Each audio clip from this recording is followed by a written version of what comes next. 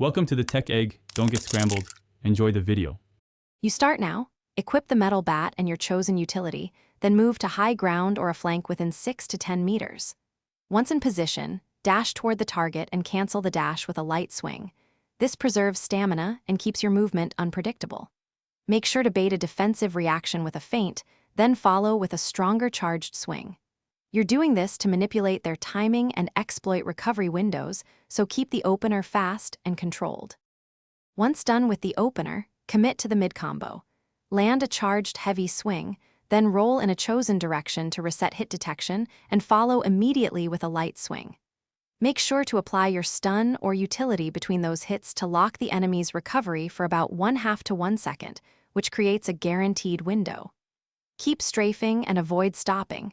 This preserves momentum and prevents counter-aim. You do this so your swings chain reliably, and their defensive options remain limited.